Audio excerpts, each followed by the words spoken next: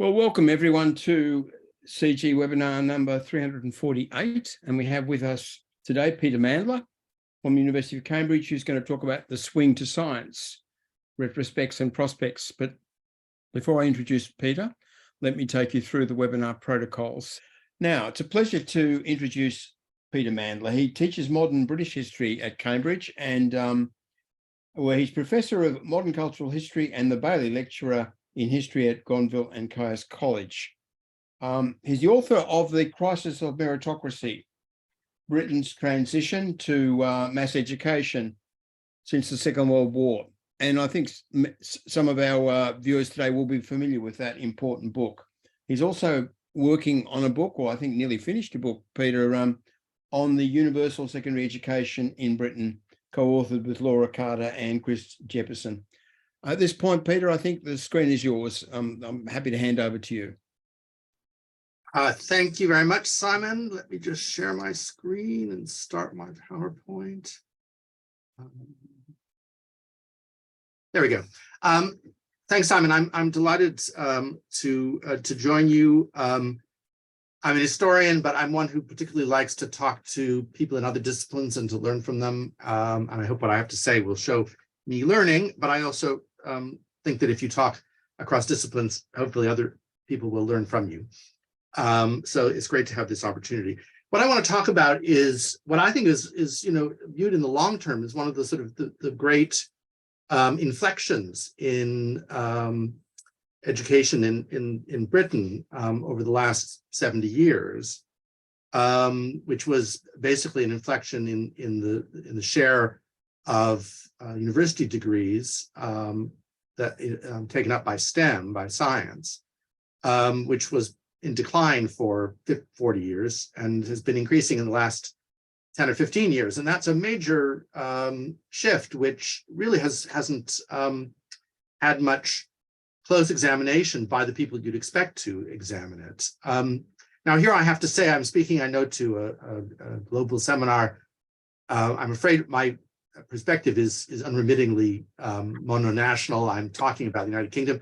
I do think there are some interesting parallels with other countries, and I'd like to hear more about them maybe in the Q&A, and I'll have a little bit to say about them at the end. But I'm basically talking about the UK education system, where there is a relatively early level of specialization.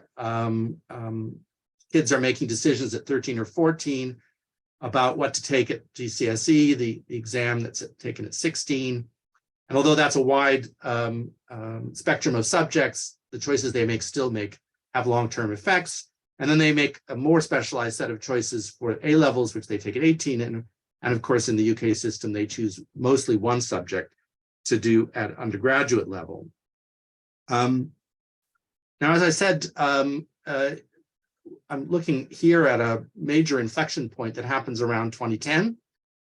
This is the share of degrees in the sciences, the blue line at the top, and the arts and humanities, the orange line at the bottom. There are, of course, other subjects in between that account for the difference between them. But they show you the broad trends. And if you ignore the anomalous data between 1993 and 2003, which come from bad data collection as a result of a changing in the structure of higher education, if you ignore that blip, you can see that there's a generally serial long-term trend from the 60s to the noughties in the decline of the STEM share, and then a increase since. And that's what I want to look at today. Now, as I say, I don't think that even the data hounds have really devoted as much attention to this subject as they ought to have done. And it might be interesting to speculate a little bit about why that is. I mean, I think economists have a set of pretty firm normative assumptions about the way subject choice works. It's basically their version of the efficient markets hypothesis. They think that education is largely responsible for economic growth, what Alison Wolfe called the great secular faith of our age, that STEM is always the best subject for economic growth, that young people are maximizers, they make rational decisions about subject choice to maximize their income, and so they will tend to gravitate towards STEM, or if they're they have the interests of themselves and the economy in mind, they will gravitate towards STEM. And where their actual choices are found to be deviant, these deviant choices are best addressed by giving them better information about their true economic interests, which will cause them to go back onto the true path. And all this is, of course, human capital theory, which treats education largely as an investment good. Now, it's interesting, the origins of human capital theory, Becker and Schultz, they acknowledged that education was sometimes an investment good and sometimes a consumption good. And in the British case, when the great labor economist Christopher Pissarides looked at educational choices, he acknowledged that the data showed that sometimes education appeared to be an investment good and sometimes it appeared to be a consumption good, and it seemed to fluctuate. And that, I think, was a fair and balanced view of the case. But latterly, human capital theory, and especially as it's interpreted by politicians and policymakers, has tended to be heavily focused on investment value of education. As an interesting illustration of how hegemonic this is, I need only cite David Willits, the conservative higher education minister for much of the crucial period after 2010. And Willits is very proud to have discovered what he calls the 4 quadrants, which are illustrated here from one of his publications, the 4 clusters of motivations for and effects of more education. And as you can see, they're basically non-economic and economic and social and individual. So that's, again, a kind of balanced view. But in his own book on the history of higher education, he spends 4 pages on the non-economic and 12 pages on the economic, and almost all of the latter on what he calls individual pecuniary advantage. In other words, having acknowledged that there are all these other effects of education and reasons for education, he's zeroed in almost exclusively on one of the 4. And these assumptions are now embedded not only in policy, but also in the research agenda, as government funding of higher education in this country is now linked to graduate incomes in the form of income contingent fees, but also the government has been hoping that it will have an effect on institutions' policies, and they've been trying to link differential fees to graduate income, not quite yet successfully. So this is embedded not only in policy, but also in the research agenda, because the government has been encouraging researchers to look at the link between subject choice and graduate income. And they've developed a special database, the LEO database, longitudinal educational outcomes, which has been a massive subject of really interesting research by economists and sociologists, but which is focused on what are the subjects that make you the most money. Or in the words of a I think ill-advised recent blog from UCL, what subjects will make you rich? So that's economists, and we all know that economists have exerted a great deal of influence nowadays, not only on policy, but also on public opinion. Now, you might hope, and indeed I do hope, and indeed my hopes are realized, that sociologists would be a little different and would be interested in a wider range of motivations for taking up education, and also a wider range of effects. And sociologists do sometimes ask students to explain why they're taking up educational choices, but they tend to be most interested in another kind of economic effect, not what subjects lead to the highest incomes, but how the differential take-up of different subjects leads to differential incomes. In other words, a Bourdieusian approach, which is focusing on the way in which education reproduces inequality. And so they tend to focus not so much on the individual pecuniary motives for subject choice, but on the status attaining reasons. And they ask students, and this is useful, what subjects they find interesting or difficult or useful, and why they've chosen to study different subjects at different times, but their tendency is to focus on the answers that tell them about habitus, cultural capital. And they too, like the economists, tend to sideline choices that aren't easily attributable to habitus, or perhaps aren't easily measured by the quantitative measures that they have to hand. And other reasons for choosing things apart from pecuniary advantage or habitus tend to be discarded as arbitrary or idiosyncratic. Both economists and sociologists are also focused on short-term changes. They tend to be interested in what the latest government has been doing or what the next government should be doing. And that also, I think, tends to limit a little bit their ability to observe what I consider to be some important long-term factors in subject choice. Now, my view is that all these motivations are important: high returns, differential expectations based on structural inequalities. But I also want to throw in a wider range of other factors, social and cultural factors, that help young people of all classes and backgrounds decide what they find interesting or difficult or useful. And that to find these other factors, we often need to resort not to quantitative, but to qualitative data that derives from students answering questions about why they do what they do. And it's hard even to find any evidence of that kind, because so much research is focused on empirical studies of income premia for subjects alone and for pushing students towards them. And Leo has been a big factor in, I mean, it's a fantastic resource, but it's drawn researchers to certain kinds of questions. It didn't always used to be this way. 15 years ago, there were a number of really huge qualitative surveys. The Warwick Future Track survey of 2006, which looked at 130,000 applicants to university and followed them through their application process, their university experience, and their after graduation.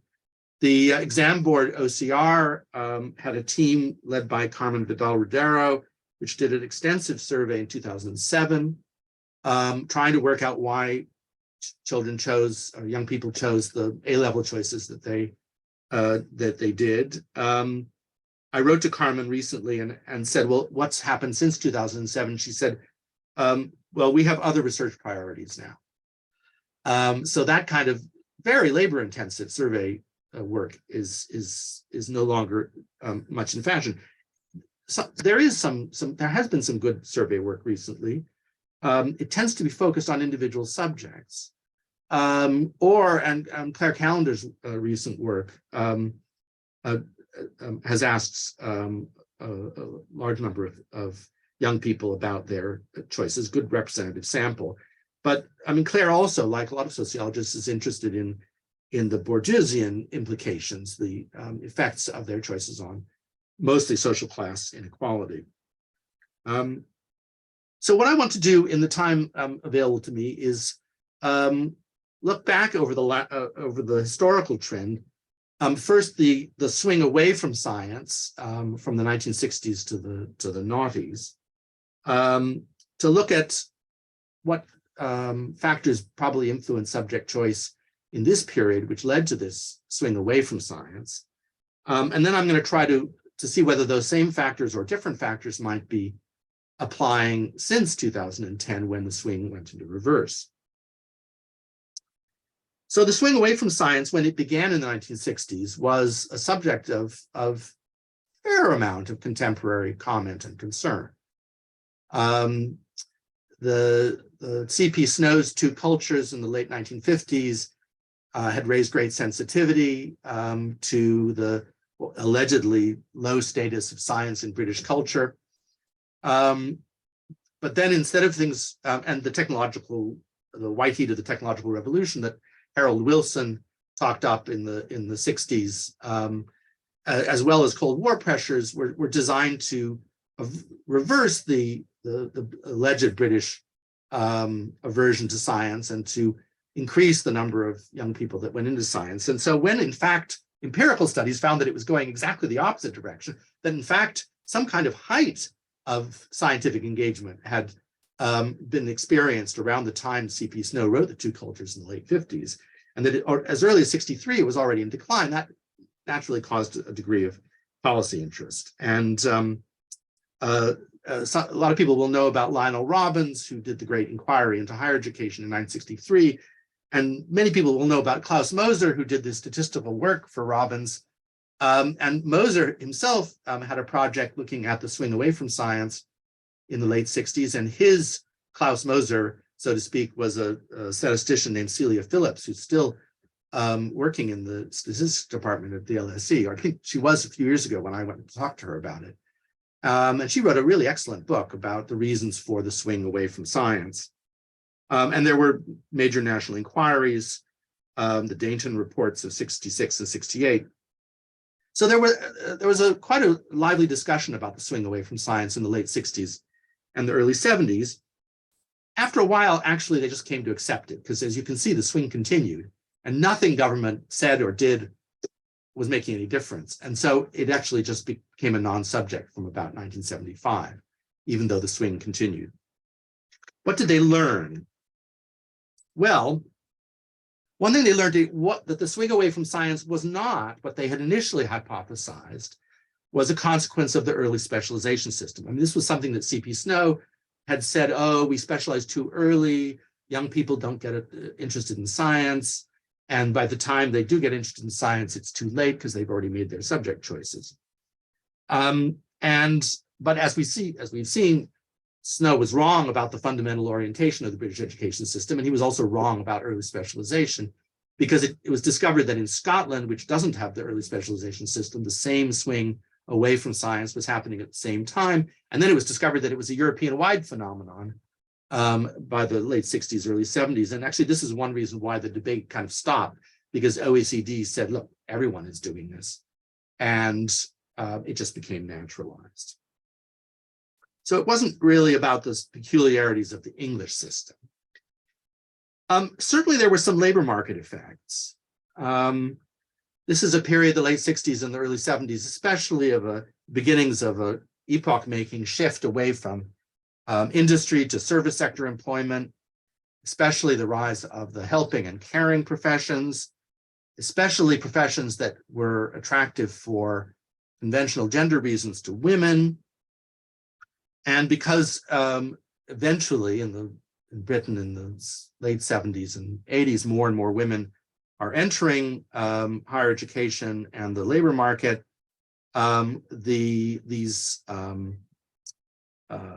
sort of sectors of the labor market traditionally badged feminine, were bound to grow. The women's share of public sector employment rises from 24 to 44% between the 50s and 70s. Public sector employment is itself growing. And in these conditions where non-technical, non-scientific subjects are no longer the hot items in the labor market that they had been in the 50s, there wasn't such a profound demand for STEM skills. And in fact, no STEM skills shortage has ever really been detected by people who look at this closely in Britain at any time during this whole period from the 60s to the present. Typically, only about 25% of STEM graduates are in jobs that have any direct reliance on STEM skills. So yeah, I mean, I think that the impressions of the labor market and the regendering of the labor market undoubtedly drew people away from science towards, not so much to humanities. You can see that line at the bottom is fairly stable, but to this intermediate subjects that aren't on this chart, the subjects known as social studies. The most obvious effect, which had an impact on subject choice in this period of swing away from science, were cohort or composition effects. One of which I've already observed, that is the growing share of women in the graduate population. But also as higher education expands, and it expands rapidly in the 60s, and then it doesn't expand at all in the 70s and early 80s, and then it expands very rapidly in the late 80s and 90s. And And as higher education expands, it draws in a much wider range of social backgrounds. It becomes much less elite. This undoubtedly has an effect on subject choice. There's the gender curve. You can see that women are underrepresented in the higher education. This is a proportion of 18 and 19-year-olds entering higher education, so-called age participation rate. You can see women are underrepresented right through the 80s, and then they become overrepresented by the early 90s. That's the dark line.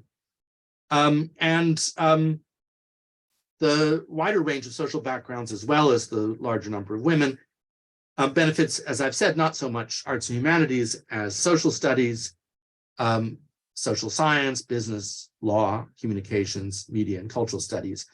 And these are subjects that not only seem to be better suited to the labor market, but they're also subjects which are mostly studied for the first time in higher education, so they don't rely so much on prior attainment in school. And therefore, they're more suited to a expanding, more diverse, socially diverse cohort in higher education. Not just sciences, but also languages, both of which are taught in schools and rely on much more accumulation over time. Both sciences and languages go into decline in their relative share, partly because of this changing composition of the higher education cohort. We see this particularly in the rise of the social sciences.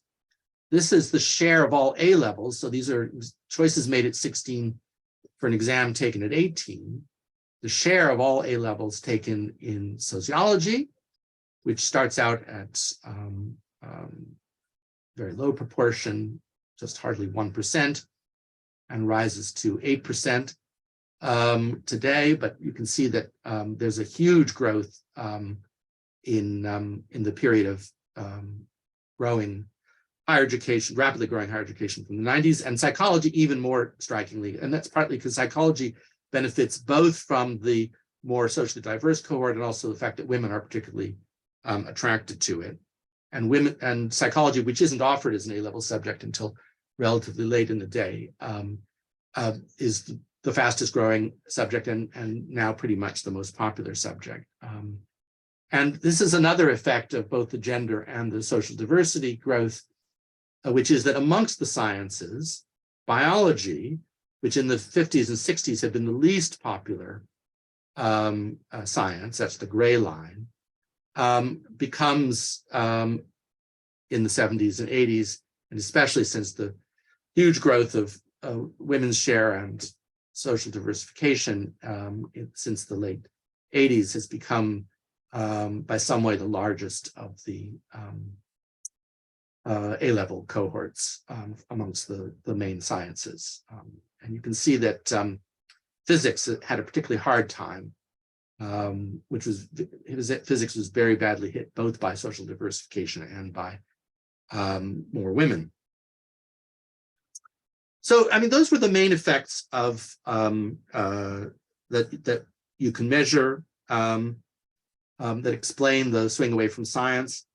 But contemporaries also widely observed, although they had fewer tools to measure them, cultural effects. There was a strong contemporary awareness of the swing away from science among young people as a result of a swing in what young people valued, away from doing towards feeling. I mean, those were words that young people themselves used.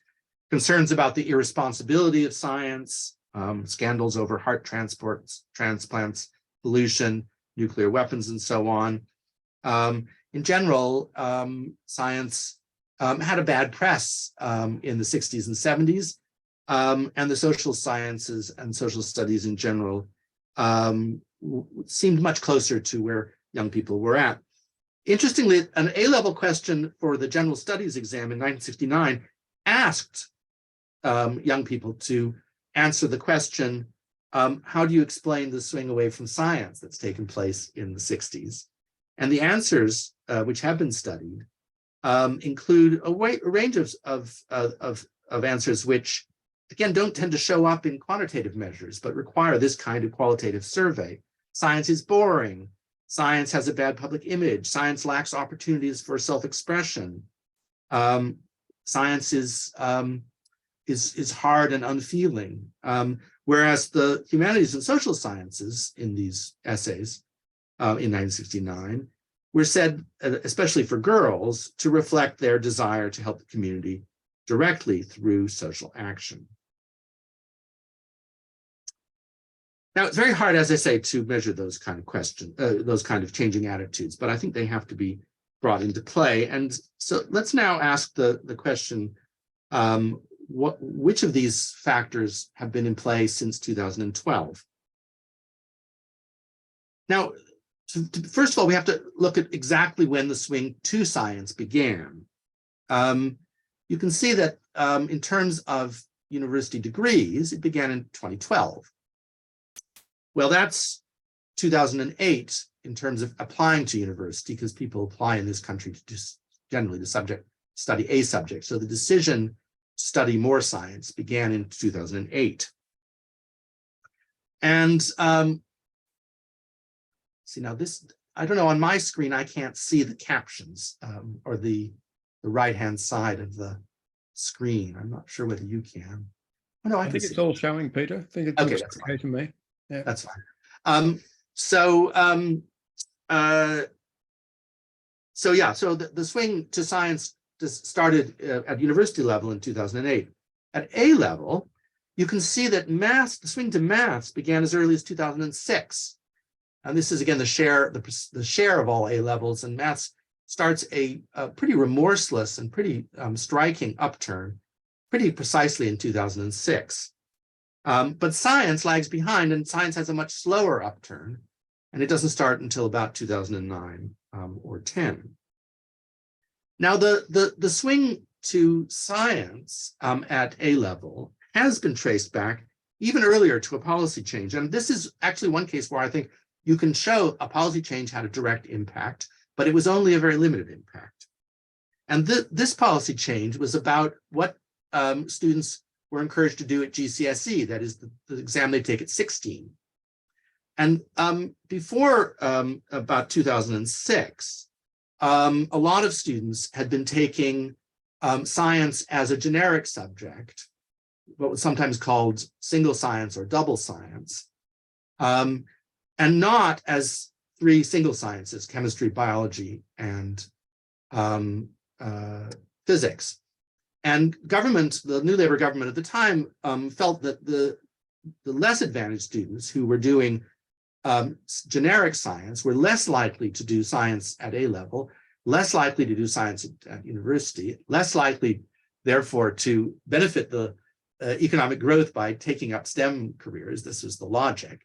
And so they made a big push to get more students to do single sciences, that is 3 separate subjects at GCSE, physics, chemistry, and biology.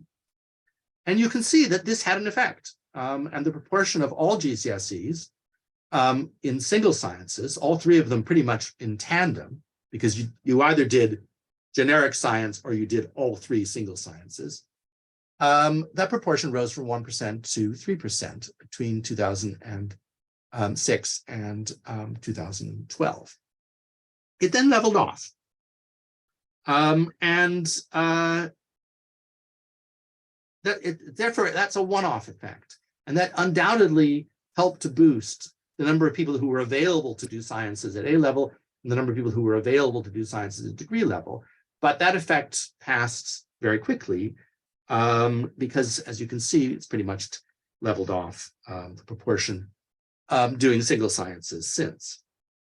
So why did the swing continue? And here we can ask whether the factors that applied before 2010 were still operating. What about composition or cohort changes? Higher education participation does continue to grow, and it grows steadily. Here I've just got 2006 to 2016, but it's continued to grow since, and it's now over 50%. This is, again, this is now what's called the higher education initial participation rate, but it's basically 18 and 19-year-olds. or people starting higher education, and it's now over 50%. So the cohort continues to grow, but whereas previously when the cohort grew and became more socially diverse, science lost out. Now apparently the cohort is growing and science gains. So that's the opposite effect that you would have expected from the longer historical trends. What about gender composition? Well, surely women entering more science exams and entering more science degrees and entering more science careers does explain some of the swing. At A level, the proportion of women taking biology has risen from 43% to 51%. In chemistry, this is over the last 20 years. Surprisingly, in chemistry, also, it's gone up from 41 to 50%, and physics from 40 to 50%. So there's now gender parity for all three sciences at A level. And because more women are offering themselves for these positions, that surely also contributed to the swing to science at degree level. However, as we'll see in a second, A-level parity does not lead to degree parity. So we then look at another factor that we've seen historically, which is labor market changes. Now, Leo, the database that I mentioned earlier, will tell you very precisely, if you listen at age 13 or 16, what subjects will make you rich, as that UCL blog said. And I'm not going to go into Leo. A lot of you probably know about it, but this is Leo showing the returns on different subjects. Below are the raw returns, and then above are the returns based on a set of controls, which people disagree about how effective these controls are, but these are meant to control for background and prior attainment, things like that. So, you know, there's a pretty clear set of messages. That's what Leo is supposed to send to young people, saying, well, look, these are the subjects to take if you want to make more money.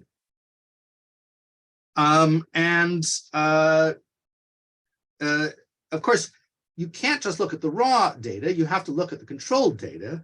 You have to work out not just what subject you should take to become rich generically, but what subject someone like you should take in order to become rich. And again, whether young people are really capable of making those kind of calculations or even aware of this data is another matter. It's probably not the actual labor market returns as measured by Leo, which also, of course, are retrospective. I mean, we're looking at people who graduated in 2008 and who are only, whose labor market mid-career returns are only now becoming visible. It's probably not the actual labor market returns, but people's general sense of the labor market. And there are two things which I think really probably dominate young people's understanding of the value of subjects on the labor market. One was the global financial crisis of 2008 to 9, which sharpened people's sensitivity undoubtedly to individual pecuniary matters. And the other, which happened, unfortunately for us, at exactly the same time, was the British government's decision in 2010, though not implemented until 2012, to raise tuition fees from £3,000 to £9,000. Now, we don't know for sure whether these factors were important in making more students study science, as there haven't been really very many surveys addressing that. But one post-2012 survey by the research group Aspires found that although before 2010, when you asked students why they did a subject, they tended to cite interest and enjoyment first. Now they're more likely to cite usefulness. And so the post-2012 survey of Aspires did find greater sensitivity to usefulness, so whether that means labor market value is another matter, in determining young people's choices. And the Leo results also point to one further issue about the labor market. On labor market grounds, you might be able to judge this from the green triangles in this on these graphs. On labor market grounds, what they call the LEM subjects, law, economics, and management, are much better for you on the whole than many science subjects. But in fact, what's happened since 2010 has been a swing to science more than a swing to LEM. Science is up 41%, law only 25%, and business 30%. And then what about, this is my last point, those pesky cultural or identity factors that are not just the Bourdieusian ones of social class. Even with gender parity in science A level, there are significant gender divergences in degree subject and career choice. By far the biggest jumps since 2010 in degree choice have been subjects allied to medicine. This is things like nursing and pharmacology and ophthalmology. Those are up 52%, and psychology 57%. Those are subjects that women tend to gravitate much more to even than biology. In other words, the old gender division between working with things and with people now doesn't separate men doing sciences and women doing other subjects, but men doing physics and chemistry and women doing biology and related subjects. The big laggards in the last 10 or 15 years are not non-science subjects, but specifically the creative arts and humanities, which have grown only 15% between 2010 and 2020. So they're lower growth even than the LEM subjects lower growth than the STEM subjects. Even though creative arts usually benefits when you widen the social diversity of the cohort. So perhaps the question is not so much why has there been a swing to science since 2010, but why has there been a swing away from the arts and humanities? This isn't just a labor market question or a compositional question, but gets at issues, I think, of identity and meaning, which only continuous qualitative surveys, I think, can get at. So, for example, why does English suffer more than almost any other subject? This is the, see, again, I can't see the entire screen. I can't even remember exactly what this is. I think this is the number of English passes. Sorry? Number of A-level passes. Number of A-level passes. Thank you, Simon. See, it's blocked off from the top of my screen. And English has had a catastrophic decline in the number of A-level passes, whereas history, I'm happy to say, as an historian, has bumbled along without the same effect. And just the very, very last point, something of the same sort has happened in the US, which didn't have a major tuition fee change in 2010.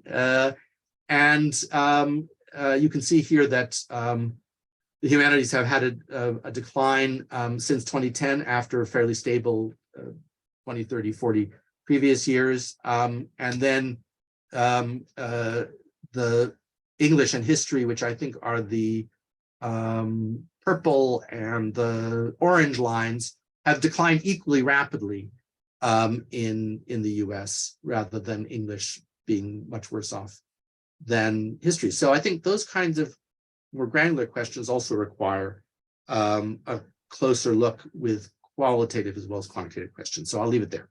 Thank you. Well, thanks very much, Peter. It shows how complex these changes are. The number of different elements. And I think we're all looking for answers. Those of us who've got children coming into A-levels are particularly interested in these problems and struck by the basis on which they make their choices.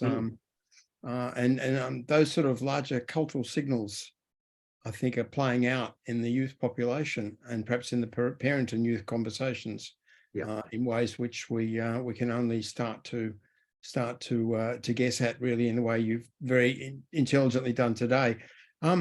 I was really struck by what you said about 75% of STEM graduates not working in STEM. Sorry, we've got some extraneous noise. I was really struck by what you said about 75% of STEM graduates not working in STEM-related occupations, or perhaps not using STEM-related skills, I think was what you said. Yeah. And doesn't this point to sort of a lack of immediate fit between what we do in terms of building knowledge and cultural formation in education and what happens in the labour market? And in some ways, higher education is more like schools than it is like work. that it continues, and this immersion in knowledge in this rich, complex cultural formation through disciplinary learning, which people are doing at school. And yet there's an expectation, I think, in the policy space that we sort of lock straight into work, and we're somehow producing job-ready graduates, as the Australians call it. And all the talk about micro-credentials and the new OECD emphasis on job readiness is reinforcing that. And the arguments about value for money from courses, of course, are playing into that as well. Do you think we can continue to sustain the role of education in the way that we currently do, with these expectations now on the table? Yeah, so I mean, I would say that that there is evidence that the more years of education you have, the better equipped you are for the labor market. It's just not as subject sensitive as people think it is. Right. I mean, the Leo data looks at actual pay, but it's in a rather clumsy way, I think. And it's certainly true that STEM graduates get a premium when they're being hired straight out of university, even if they're not doing science-related jobs, on the employer's very rough assumption. I don't think employers have very granular ideas about what subjects are going to pay off, but they have a very rough assumption that on the whole STEM subjects are better because they've been told that for 70 years. And so there's an immediate bump in STEM graduates' incomes over, say, humanities graduates. But the evidence also is that over the course of their careers, the humanities graduates catch up. And that in fact, in the workplace, their skills are just as valuable, at least as measured by pay, as the STEM graduates. It's just because of these employer biases, the STEM graduates start ahead, but the humanities graduates tend to catch up. And what this tells me is that education in general is good for employers and the labor market and the growth of the economy, but that it's not really so important what subject you do. And 80% of graduate jobs in this country now are advertised without a specific subject in mind. That number has been going up year on year as the Graduate Employers Organization monitors it. And I think that reflects that employers have these implicit biases, but they really know that in the end, there's all sorts of other things that they're looking for. I mean, some of it is habitus. I mean, they're definitely looking for, I forget what John Goldthorpe's nice phrase is, people who look right and fit in. They're definitely looking for that. They don't know that they're looking for that, but they are. But they're also looking for cognitive skills and behavioral characteristics, which are revealed by people's persistence through higher education, regardless of what the subject is. And that's what they reward over the course of the career in terms of pay levels. So I think there's a case to be made for higher education as contributing to the economy. It's probably not as, well, it definitely is not as linked to STEM as a lot of policymakers think it is.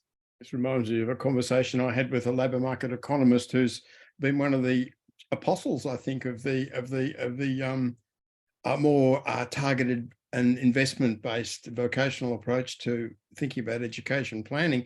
And he told me with great glee that his daughter had taken up history with enthusiasm and was doing really well at university. And he said to me, well, it doesn't really matter what they study as long as they really like it and can develop themselves profoundly through it. And I have to agree. I'd like to bring in Professor Envi Varghese from Delhi first into the discussion.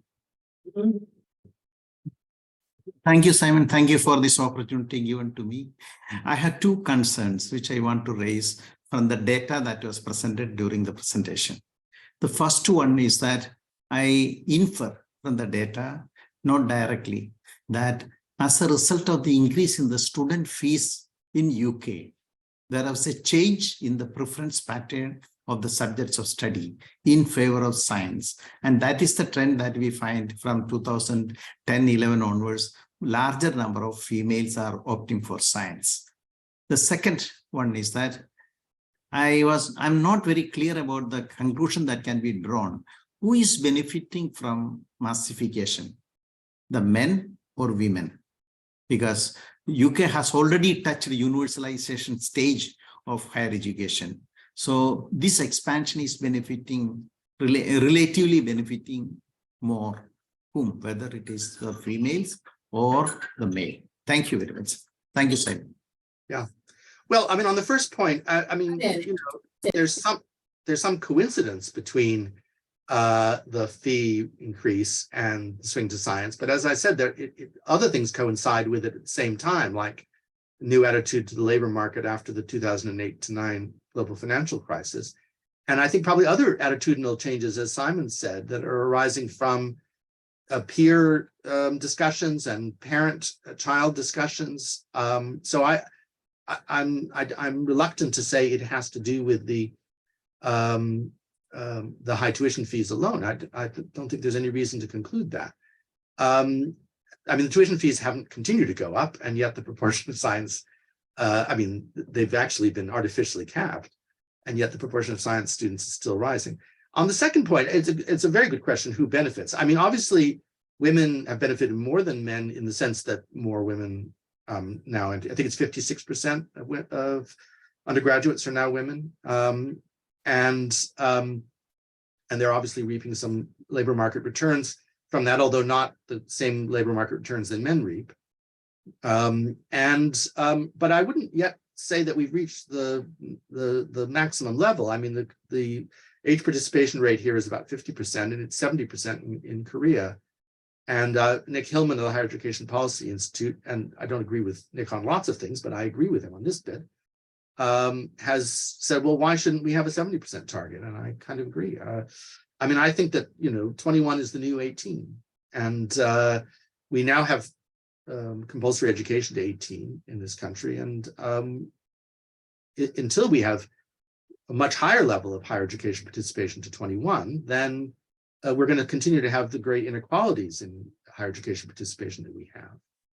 And actually, of course, as people often observe, the current 50-50 split between graduates and non-graduates in the young population is contributing to some of the big political and cultural divides that you've been seeing since Brexit. And one way of rectifying that would be to level up, to coin a phrase. Thanks, both of you. Claire Callender is next. Peter, thank you. That was a great. That was a great presentation.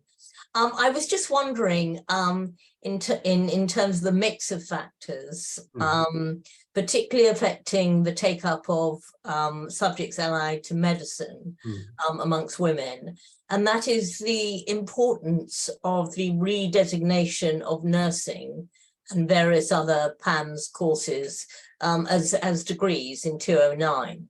Yeah. And I wonder whether that helps explain the uptick in the take-up of biology A-level that is shown very clearly, actually, on one of your graphs. Yeah. And so while, you know, it's what's happening elsewhere that is maybe impacting on women's participation in certain subject areas. So that's sort of one issue.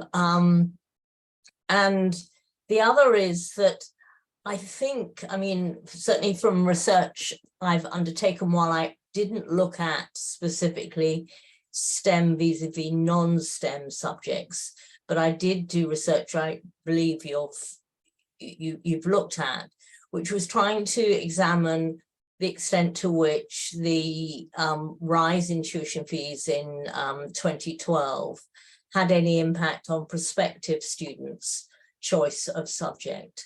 And in that piece of research, I found that it didn't, and that repeats findings from earlier research undertaken by myself, from people who had lower levels of fees, and also other studies that were conducted at the time, trying to see whether the rise in tuition fees had a significant impact on subject choice, and there didn't appear to be any. Yeah. So interestingly, I mean, again, I mean, what the evidence does is undermine the notion or the implicit assumptions within the human capital theory, and the assumptions are made by, you know, the notion that 18-year-olds make some sort of rational choice based on the costs and benefits is, I think, optimistic to say the least. Yeah, good. Thank you. Those are two good points. On subjects allied to medicine, I mean, you can see that the upsurge of biology starts in the 60s, and it is partly fed by more girls taking A levels. I haven't tracked the gender composition of these three subjects across the whole period, but it's undoubtedly the case that it's becoming more women, and that's one reason why it's rising. I think rather than point to a specific policy change, I mean, nursing is already, you can do a nursing degree relatively early on. It's just that not all nurses have those degrees. And I don't think there's a specific point at which you could say that was sort of decisive. And of course, it's not just nursing. I mean, there's a huge range of subjects, some of which are now growing more rapidly than nursing, like nutrition, pharmacology. I mean, pharmacology has been a huge growth area. And again, sorry, the point I was trying to make was that you didn't need to have a degree to take nursing. Now you do. And then whether that, sorry. Okay. No, I agree. But I'm saying is that these are longer term trends than that, even before these subjects were degree subjects, you could see that the degrees were growing and also the A levels were growing even before they were degree subjects. So I think it's just cast the seal on a longer term phenomenon. That's all I would say. Yeah. But yeah, absolutely. I mean, a lot of subjects reason why the social studies grew so rapidly is a lot of subjects became degree subjects, which hadn't been degree subjects before. I mean, if you look, these long-term trends are revealing not just of the changing cohort, but also of what's considered to be an academic subject. Because, the reason why science is so important in the 50s and 60s is there aren't many academic subjects. The sciences are a large proportion of them. So that was the first question. And then, yeah, I mean, absolutely, as you say, lots of things are happening around the same time, 2010.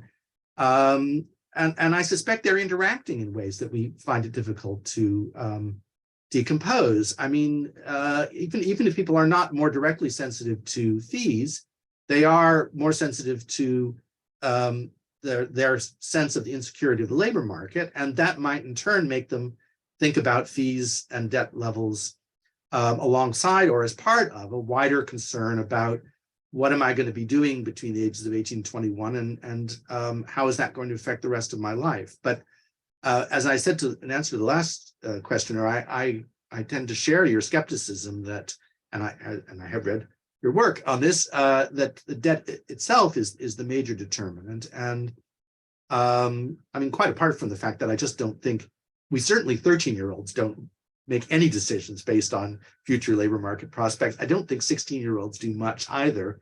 18-year-olds maybe just start to. And as I think your work has shown, sensitivity to debt, which was peaked for a while after the high fees, has subsided again because people just got used to it. They've accepted it's 9% on top of their income tax. That's just the way it is. So I agree with you that it's certainly not the main factor, but I think it's probably interacting with some of the other factors. Thank you. Thanks, Peter, and thanks, Claire. I've got a couple more substantial questions coming through, Peter, and I think what we might do is take the two questions together. Yeah. And you'll need to hold back your answer to the first one, wait for the second one, and then you could answer them both together, because then we could get it all inside the allotted time for the webinar. So the first of those two questions will come from Johnny Rich. Johnny, are you there, please? I am. Thank you very much, Simon, and thank you, Peter, for really fascinating presentation. As you might be able to see from my camera, I'm from the Engineering Professors Council, so classic STEM there, but I am myself a humanities graduate, so one foot on each side of the cultures. But I'm really interested in this claim that there is no shortage of STEM skills, because that's not what I hear from STEM employers who are desperate to try and fill roles with STEM graduates and say that they can't. And I know that a lot of STEM graduates are not in specifically STEM roles. Very often they're in, for example, banking. Engineers classically go into financial services as well as into engineering. And could this not be taken? I am partly playing devil's advocate here, but could this not be taken as suggesting that we do actually need more STEM skills, not that there is a massive shortage, because actually it's those non-STEM specific roles that do require the STEM skills, or the skills that you develop very well through studying STEM subjects, and mathematical skills, analytical skills. These are not the only ways to develop those skills, but STEM subjects are a very good indicator of having developed them. And the fact that non-STEM graduates do catch up eventually is that, yes, you can develop those skills in other ways, but it takes time and experience in the workplace, and that's how people end up catching up. And so perhaps we need more STEM graduates, not fewer, or not the same number. Certainly lots of engineering employers would argue that. So hold for a minute, Peter. We'll bring in Shiona Wang with another question, which is not dissimilar to the question Ron Barnett has just posed in the chat about international comparisons. So people might like to keep an eye on Ron's question in the chat, as well as thinking about Shiona's. Shiona. Thank you very much, Simon, and thank you so much, Peter, for your impressive presentation. My question is related to this disciplinary culture differences and the power dynamics within STEM disciplines. As in your presentation, you have mentioned the kind of consistencies like between the physics, chemistry, and the biology. But I'm also wondering, are there any differences that within the STEM disciplines, and also when taking a look at the global level, especially when we're considering the power dynamics worldwide and the policy differences and changes, and how do you think that international policy and national regimes might have influence on people's attitudes and choice of science? Thank you so much. And also a DPhil students at the University of Oxford, and currently doing the research about science collaboration. So I'm quite interested in this topic. Thank you, both of those, very thought-provoking. So Johnny, STEM employers have been saying this for about 80 years. I mean, really, literally. They always say that they don't get enough, there's not enough STEM graduates. They said that in early 1960s, when 57% of all graduates were doing science degrees. They were saying in the 2010s when 34% were doing science degrees. So I'm a little bit skeptical about that. I mean, of course they want better job candidates. Now, I think you put your finger on one reason why we might think that things have changed recently in a way that STEM employers find difficult. You said that classically, engineers, for example, go into finance. That's not true. They didn't used to. They went into industry. But it's true that people with quantitative skills, engineers, mathematicians, physicists, can now get much better pay in the finance sector. And as you know, finance compensation has just taken off in the last 30, 40 years. So if there's a culprit, it's not that we don't have enough science graduates, it's that the best science graduates, as measured in this way, are not going into STEM subjects. I'm not sure that I agree that the STEM skills are the ones that best develop the analytical and other skills, as you put it, that the labor market needs. I mean, Grusky Liu, the American sociologist, did a really interesting, very systematic study of skill composition in the Fourth Industrial Revolution, and they found that the skills most in need were analytical, managerial, and creative skills, which are the ones that humanities and social science graduates have as much as STEM graduates. In fact, if we're going to deal with stereotypes, STEM graduates are supposed to be particularly bad at managerial and human factor skills. So I don't buy that. I mean, I don't feel fully persuaded in either direction, but I'm skeptical of just being told by engineering employers that we need better and more STEM graduates, because they've always said that. I could give you evidence from every decade in the 20th century.